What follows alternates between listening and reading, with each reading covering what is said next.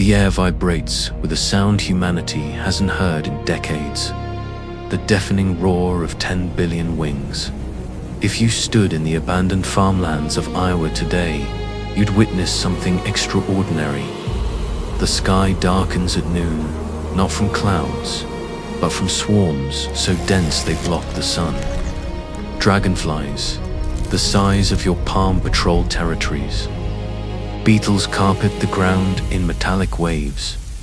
But here's what nobody expected. This isn't an apocalypse. It's a resurrection. Because when humans vanished and took their pesticides with them, Earth didn't die, exploded with life in ways that would terrify and mesmerize you. Picture the moment. Not a gradual decline, but an abrupt departure. Cities empty, farms abandoned.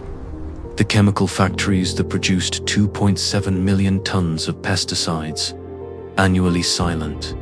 Within hours of the last spray settling, something shifts. The soil, poisoned for generations, takes its first clean breath. Microbes that survived in dormancy begin to stir. In the fields where corn once grew in sterile rows, the earth prepares for a transformation no human will witness. The silence is deceptive. Beneath the surface, in the spaces between soil particles, a revolution begins. Bacteria multiply. Fungi spread their networks. The foundation for everything that follows is being laid in microscopic darkness.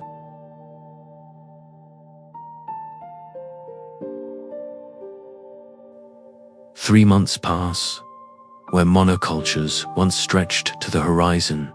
Chaos erupts. Beautiful, wild chaos. Weeds pierce through cracked asphalt.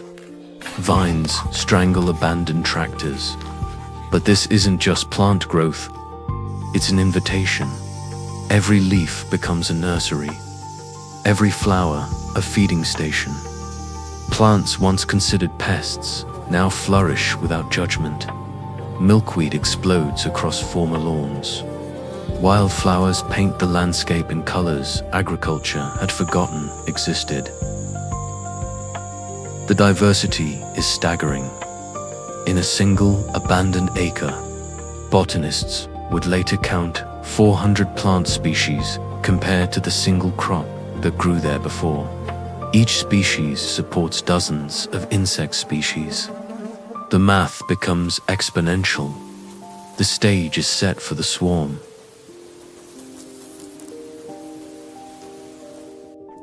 It begins with the aphids. Without pesticides, their population doubles every 3 days. Then come their predators, ladybugs, arriving in clouds so thick they register on weather radar. Praying mantises grow larger, bolder, claiming territories the size of suburban backyards. The transformation is visceral. Grasshoppers leap in waves across fields, their collective movement creating a sound like distant thunder. Butterflies, swallowtails, species thought near extinction, return in migrations that turn the sky orange and black. But the night brings the true spectacle. Fireflies, absent for decades, illuminate the darkness in synchronized displays. Moths, as diverse as tropical fish, spiral around any remaining light source.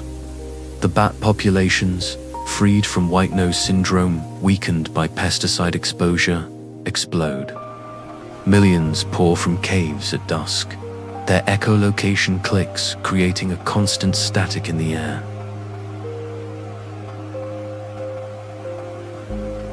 Scientists studying this phenomenon discover something remarkable. The recovery isn't just about removing poison, it's about breaking chains. Pesticides didn't just kill pests. They destroyed the bottom of the food web. With that foundation restored, life rebounds with volcanic force. DNA analysis reveals another surprise. The insects aren't just returning to previous numbers, they're evolving rapidly. Generation times of weeks, not years, mean adaptation happens in real time. New color patterns emerge. Behaviors shift. Some species develop symbiotic relationships never before documented. The soil tells its own story. Mycorrhizal networks, suppressed for a century, rebuild connections between plants. Trees share nutrients with struggling saplings.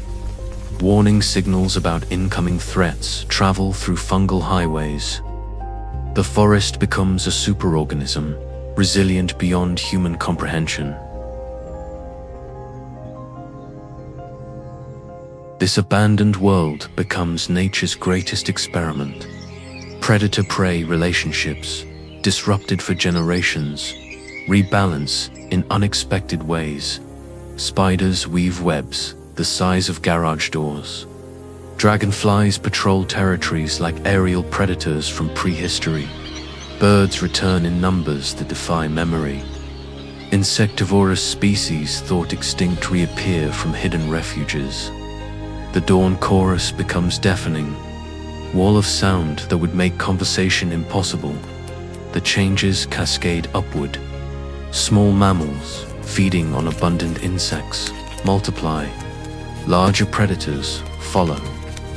Within a decade, the abandoned farmland resembles descriptions from centuries past when passenger pigeons, darkened skies and buffalo trampled paths through forests of grass.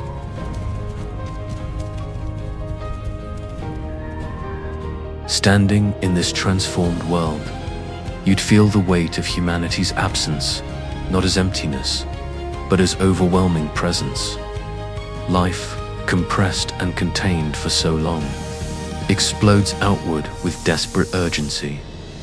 This isn't a story about Earth dying without us.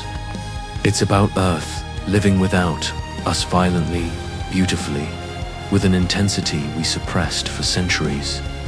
Every buzzing wing, every chittering call, every rustle in the undergrowth whispers the same truth. We were never Earth's gardeners. We were its suppressors. The insects don't mourn our absence. The birds don't wonder where we went.